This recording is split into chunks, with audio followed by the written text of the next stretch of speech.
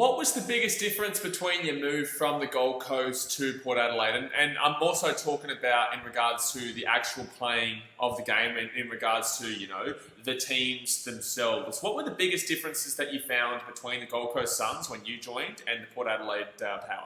Well, to be honest, I mean, at the Gold Coast, like we were training out of sheds and demountables. Wow. Yeah, so that, I mean, to come down here, we have full facilities and training oval, like right where we train. So where we used to have a walk like a few K just to get to our training oval. So, and then our gym was in while they were building the main Metricon stadium, and then before that he even made us a training oval, we'd be out the back of the soccer ovals that sort of went like this. So and they get really wet and soaked and everything too. Yeah, man. Absolutely. And so we had a fair few blokes go down with ankles and that, me especially.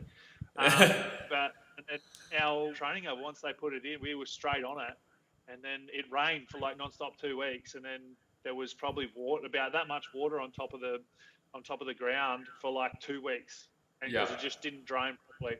And like it was just sickening how hot and sticky and wet everyone was. Like the humidity. That's just the way it was, and like everyone just sort of went on with it because we didn't know any better, other than the blokes who came from other clubs with actual facilities. Like I that's what I grew up with. Like we had a big tin shed. Sorry to interrupt you, but how did Gary Ablett deal with that one? I don't know. I think he's all right. I didn't hear too much about it, but I think everyone just got along with it. I mean, we had it like our big tin shed.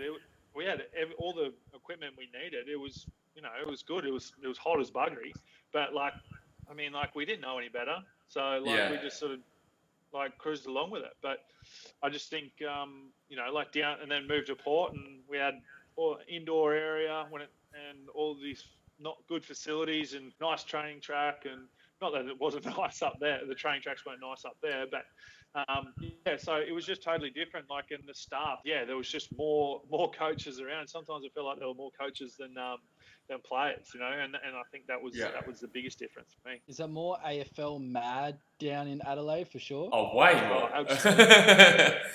Absolutely. Like it's a religion down here, and it's something that takes a lot to get used to. Is that people like this is their life,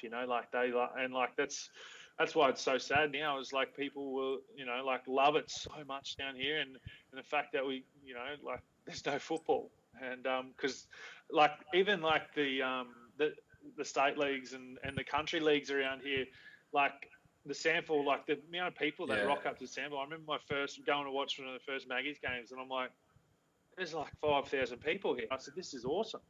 Yeah. And boys you get to play in front of, 4,000 people sometimes, 5,000 people, and that's just, and people love football. People just show off. I can hear the oval that's like maybe a kilometre away from my house. Like when Sturt play there, you hear them from mine when everyone kicks a goal. So it's, the football community's hurting, I suppose, all over. 100%. And in regards to that, I want to ask you about the showdown. That would obviously be pretty hectic playing a part of, Port Adelaide versus Adelaide Crows for people who aren't aware. And on that, I believe that rivalry has like a 24-23 win ratio. So it's like these two teams are in the same city, they're massive rivals, and it's like 24-23 in regards to wins. Like, how does it feel playing as a part of such a massive game like that? Yeah, that's awesome. Those games are unreal. I mean, like even the build-up during the week, then there's people yelling at you from the streets, and there's it's you just dog. Pretty much the papers, everything. They love it. Like it's unreal, and the build-up's awesome, and like you just feel the tension in the air, even like at training and walking around the streets. It's just the city comes alive, and everyone just loves to hate you. So like that's part of the thing that you build on. And then you go out on the field and everyone's spitting venom. They're just filthy, and they just want to win so bad. And to be a part of like some really close wins and losses, it's heartbreaking and amazing at the same time, but like you said, it's always a fiery game. What's better, kicking a goal in front of the home fans or in front of the away fans? That's a great question. That is a phenomenal question. Like a big celebration with the home fans or a sneaky finger up to the fans? Oh no, I think it's the noise with our home fans is pretty crazy, but to get a good goal to put your team in front of the Crows fans would be pretty good, I reckon. I don't even know if I've done it.